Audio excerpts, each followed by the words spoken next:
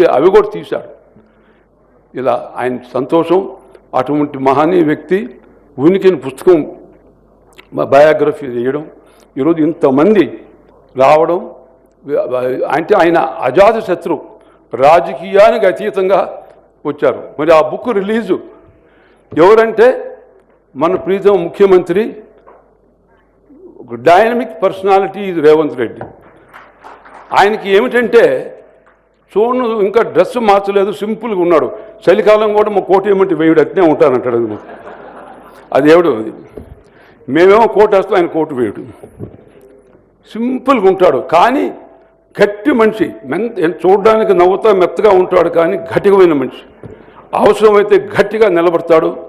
ఈరోజు ఆయన కళ, ఆయన తపన, ఆయన ఆశయం ఏమిటంటే హైదరాబాద్ సిటీని భారతదేశం కాకుండా ప్రపంచంలో కూడా ఒక గొప్ప సిటీగా చేయాలని చెప్పి ఆయన కలగా అంటున్నాడు. మనం ఆ రోజుల్లో కథల్లో చూసాం. మూసీ నదిలో ఆనాడు నవాబు కుమారుడు ఆయన రొమాంటిక్స్ లవ్ స్టోరీ అని చెప్పి వినేవాళ్ళం కథలు అప్పుడు ఆ రోజుల్లో.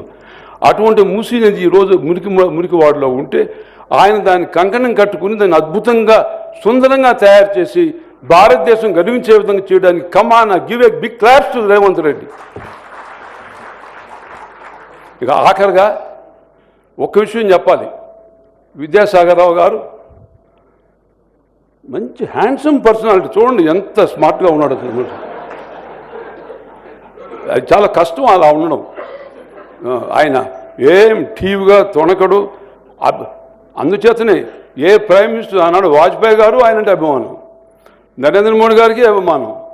నేను చూశాను బాంబేలో ఆ ముఖ్యమంత్రి గారికి ఏంటి ఎంత ప్రేమ అప్పుడున్న అందులో. అది ఆయన గొప్పతనం. ఆయనకు అందుచేత నేను ఆఖరికి చెప్పేది ఏమిటంటే, నేను మామూలుగా ఉపన్యాసిస్తే ఈశ్వరుని గుర్తు చేసుకుంటాను. సుబ్బరామరెడ్డి గారు ఉపన్యసిస్తే ఈశ్వర మంత్రం చెప్తాడు అంటారు. దానికి కారణం మన జీవితంలో అందం, అధికారం, ఐశ్వర్యం అశాశ్వతం, ఈశ్వర శక్తే శాశ్వతం అని చెప్పి మనం ఎప్పుడు ఉంచుకోవాలి. శంభో శంకర, హర హర మహాదేవ్, ఓం నమ శివాయ. ప్రఫుల్ల నీల పంకజ ప్రచండ కాళి మచ్చట విడంబికంఠ కందరం రుచి ప్రబంధ కందరం స్మరచ్చిదం పురచ్చిదం భవచ్చిదం మఖచ్చిదం గజచ్చిదం తం తఖచ్చిదం భజే. ఓ